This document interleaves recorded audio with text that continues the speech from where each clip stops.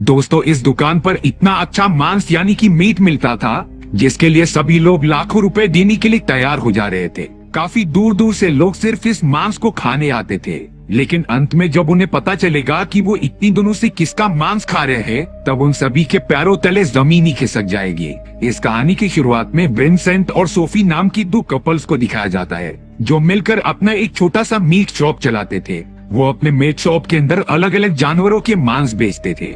देखकर लग रहा होगा कि विंसेंट और सोफी एक दूसरे के साथ काफी ज्यादा खुश थे, लेकिन ऐसा बिल्कुल नहीं होता। उनके दुकान में तो बहुत ही कम कस्टमर आते थे, जिससे कि उन दोनों को बहुत ही ज्यादा लॉस होता। और अब तो उन दोनों ने जो बैंक से लोन लिया था उसे वापस लौटाने की तारीख भी पास आ रही है। इसीलिए विंसेंट एंड सोफी बहुत ही ज्यादा टेंशन में हो जाते हैं। उन्हें लग रहा था कि कहीं उनकी दुकान हमेशा के लिए बंद ना हो जाए। अब एक दिन विंसेंट एंड सोफी की दुकान पर कुछ लोग मास्क पहनकर उनके ऊपर कलर्स फेंकने लग गए थे।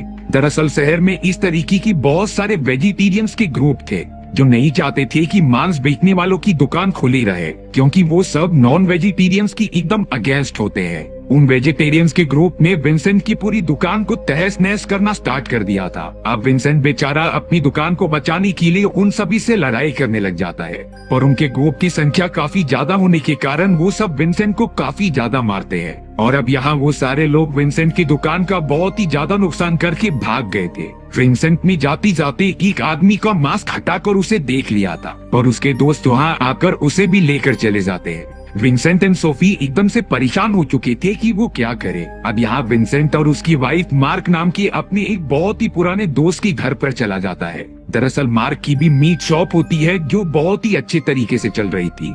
मार्क की कंपनी तो बहुत ही ज्यादा प्रॉफिट में होती है, इसीलिए वो बहुत ही ज्यादा अमीर भी बन चुका। सोफी ने जब मार्क की वाइफ को सारी कंडीशन के बारे में बताया, तब मार्क की वाइफ उसका थोड़ा मजाक उड़ाने लगी थी। वो तो सोफी को अपने पहने गए महंगी कपड़े दिखाती है, जिससे कि सोफी थोड़ी जेलस फील करे। यहाँ तो मार्क भी विंसेंट की कंडीशन का मजाक उड़ाने लगा था। वो कहता है कि इस सिटी में रहने के लिए तुम्हें अपनी सिक्योरिटी सिस्टम पर ध्यान देना पड़ेगा, इसीलिए अब थोड़ा मजाक उड़ाने के बाद दोस्त होने के नाते मार्क ने विंसेंट को अपनी प्रोटेक्शन के लिए एक शॉर्ट गन दे दी थी, जिससे कि विंसेंट इसी तरीके के फ्यूचर में होने वाले हमले को रोक सकता था।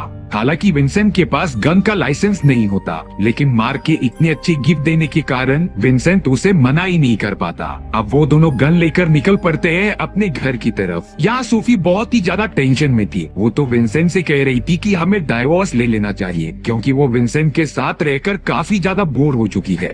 विंसेंट तो मन ही मन में बहुत ही ज्यादा गुस्सा होता रहता है, पर तभी अचानक उसे वही लड़का दिखाई दिया जिन्होंने वेजिटेरियंस के ग्रुप के साथ मिलकर उनकी शॉप पर हमला किया था। अब यहाँ विंसेंट का गुस्सा 7वें आसमान तक पहुँच चुका होता है। विंसेंट तो अब अपनी कार को लगातार पीछे लेने लगा था उस लड़के को ठोकर मारने के लिए, पर गलती से वो लड़का गाड़ी के टायर के नीचे आ जाता है, जिससे कि जगह पर ही उसकी मौत हो गई थी। विंसेंट और सोफी जब बाहर आकर ये सारी चीजें देख रहे थे, तब वो बहुत ही ज्यादा डर जाते हैं। विंसेंट ने सोचा कि वो पुलिस वालों को जल्द से जल्द कॉल करके इसके बारे में बता दे, लेकिन सोफी कह रही थी कि इससे तुम और मैं दोनों ही जेल जा सकते हैं, और मैं नहीं चाहती कि किसी भी हालत में मैं जेल की सलाखों के पीछे हूँ। इसीलिए अब सोफी ने विंसेंट को मना लिया था इस लाश को छुपाने के लिए, क्योंकि सोफी कुछ टाइम से सीरियल किलिंग की बहुत सारी शोज दिख रही थी, इसीलिए उसे कुछ टेक्निक्स पता थी कि लाश को कैसे छुपाया जाता है। अब सोफी के कहने पर विंसेंट उस लड़की की बॉडी को अपने शॉप में लेकर आ जाता है। विंसेंट एंड सोफी का प्लान था कि वो इस लड़की के बॉडी के टुकड़े करके बाल फेंक देंगे, इसीलिए अब विंसेंट लगातार उसकी बॉडी को काटने लग जाता है। अब पूरी रात इसी तरीके से गुजारने के बाद सुबह होने पर विंसेंट अपनी शॉप में आ गया था।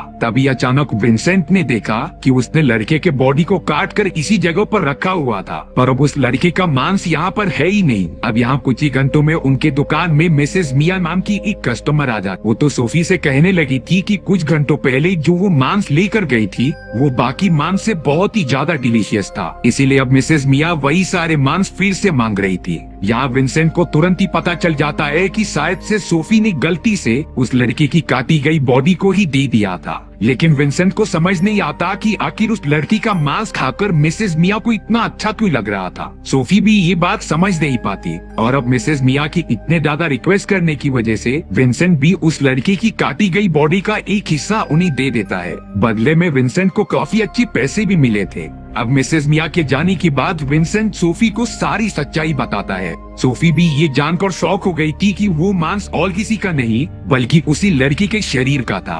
विंसेंट ने डिसाइड किया कि वो सारे मांस को लेके जाकर जल्द से जल्द फेंक देगा, पर तभी वहाँ एक और कस्टमर आ जाता है जो कह रहा था कि मुझे भी वो मांस चाहिए जो अभी अभी मिसेस मिया लेकर गई है। विंसेंट और सोफी को काफी पैसे मिल रहे थे, इसीलिए वो आने वाले कस्टमर को लड़की का मांस काट कर देते ही जाते हैं। पहली बार उनकी पूरी दुकान कस्टमर से भर गई थी, इसीलिए विंसेंट और सोफी उस लड़की की बॉडी को काट कर सभी को देते जाते हैं। विंसेंट ने तो कस्टमर्स को बताया कि ये मांस हमने टर्की से मंगवाया है जो बहुत ही ज्यादा प्रीमियम और डिलीशियस है। देखते ही देखते उनका आधी से ज्यादा मांस खत्म हो जाता है और पहली बार हद से ज्यादा प्रॉफिट भी होता है। शॉप बंद करने के बाद विंसेंट पता करना चाहता था कि आखिर उस मांस में है क्या। वो थोड़ा सा मांस गर्म करके जैसे ही खाता है और अब विंसेंट को वो मांस इतना अच्छा लगता है जैसे कि उसने कभी इससे पहले मांस खाया ही ना हो। सोफी भी टेस्ट करके बताती है कि शायद से वेजिटेरियंस की बॉडी बहुत ही ज्यादा प्योर होती है, इसीलिए उनका मांस बहुत ही ज्यादा डिलीशियस था। अब यहाँ सोफी ने विंसेंट से कहा कि हमारा वो लड़की का मांस खत्म होने वाला है,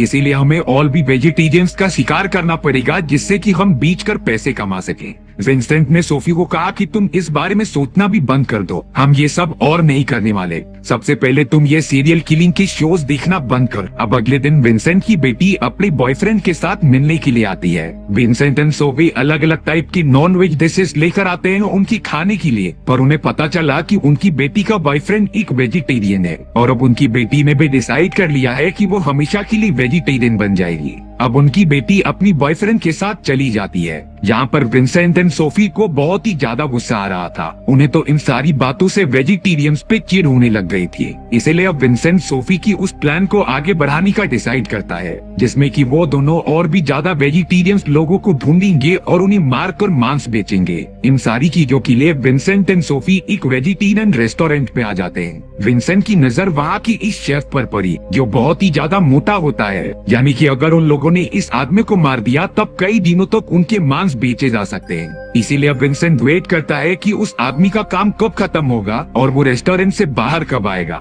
विंसेंट तो एक नुकीला चाकू लेकर उस आदमी को मारने के लिए चला जाता है, लेकिन विंसेंट के अंदर इतनी हिम्मत ही नहीं थी, इसीलिए वो डर के मारे वापस भाग आया। अब ये प्लान नाकामयाब होने के बाद विंसेंट एंड सोफी वेजिटेरियंस के कॉस्ट्यूम पहनकर बैनर लेके खड़े हो गए थे। उनका नारा था कि वो लोग नॉन वेजिटेरियन से नफरत करते हैं, ये सब इसीलिए ताकि कोई वेजिटेरियन आदमी उनके साथ जुड़ जाए और वो दोनों उसे मार दे। इसी तरीके से एक वेजिटेरियन आदमी उनके पास आकर उन्हीं काम के लिए बुलाता है। विंसेंट ने तो अपना चाकू तैयार रखा था उस आदमी को मारने के लिए, लेकिन बात तब बिगड़ जाती है जब वो आदमी अपनी दो दोस्तों के साथ वहाँ आ चुका था, यानी कि अब विंसेंट उस आदमी को नहीं मार सकता था। दरअसल वो सारे लोग वेजिटेरियंस थे और बताते हैं कि वो लोग एक नॉन वेज शॉप में हमला करने जा रहे हैं। ये ठीक उसी तरीके से था जिस तरीके से कुछ लोगों की ग्रुप ने विंसेंट की शॉप पर हमला किया था। अब विंसेंट भी इन सारी चीजों के लिए मान जाता है। कॉस्ट्यूम पहनने के बाद जैसे ही वो सारी लोग नॉन वेज शॉप के पास आए तब विंसेंट को पता चला कि ये शॉप और किसी का नहीं बल्कि उसके पुराने दोस्त मार्क का है। यहाँ पर आने से पहले विंसेंट ने तो डिसाइड कर लिया था कि वो ये सारी चीजें नहीं करेगा, पर अब जैसे ही उसे पता चला कि ये दुकान मार्क की है तब वो काफी गुस्से में अंदर जाकर सारी चीजें डिस्ट्रॉय करने लगा था, क्योंकि उसे कहीं न कहीं मार्क पर काफी ज्यादा गुस्सा आ रहा होता है। मार्क ने जिस तरीके से उसका और उसकी वाइफ का मजाक उड़ाया ये बात विंसेंट को बिल्कुल नहीं अच्छी लगती। अब यहाँ विंसेंट और सोफी ने एक वेजिटेरियन आदमी का कत्ल कर दिया था जिसे कि वो अगले ही दिन से अपनी दुकान में बेचने लग जाते हैं। चौंका देने वाली बात की थी कि 1 घंटे के अंदर ही उनका सारा मांस बिक चुका था। इतना ज्यादा प्रॉफिट इतने कम समय में उन्हें कभी हुआ ही नहीं होता, इसीलिए अब उन दोनों ने मिलकर इसी तरीके से वेजिटेरियन लोगों का कत्ल करना स्टार्ट कर दिया था। और भी ज्यादा प्रॉफिट कमाने के लिए तो उन्होंने अपने मीट के दाम डबल ट्रिपल कर दिए थे। कस्टमर्स को ये मांस इतना अच्छा लगता है कि वो उसकी बदले कितनी भी पैसे देने के लिए रेडी हो जा रहे थे। उस दिन से ही विंसेंट और सोफी की किस्मत चमक गई थी। वो लोग तो काफी कम टाइम में बहुत ही ज्यादा अमीर हो जाते हैं। और वहीं दूसरी तरफ मार्क की पूरी शॉप तहस नहस हो चुकी थी, जिससे कि उसकी कंपनी को बहुत ज्यादा नुकसान हुआ था। विंसेंट अपनी वाइफ के साथ ये सारी चीजें देखने के लिए जाता है, पर किसी को क्या पता था कि ये सारी चीजें विंसेंट ने ही की है। और अब कुछ ही दिनों के अंदर ही अंदर मार्क के सारे कस्टमर्स विंसेंट की शॉप से मांस खरीदने लगे थे, जिससे कि अब मार्क बहुत ही ज्यादा लॉस में चलने लगता है। वहीं विंसेंट एंड सोफी बहुत ही ज्यादा अमीर बन चुके थे, यानी कि एक समय पर Vincent and Sophie bank corrupt होने वाले थे, लेकिन उनकी किस्मत बदली और आज वो दोनों अरबपति हैं। मार्क तो विंसेंट से बहुत ही ज्यादा जलने लगा था। और इसी तरीके से हमारी ये कहानी भी कर देना, क्योंकि मैं डेली नई नई कहानियां अपलोड करता हूँ।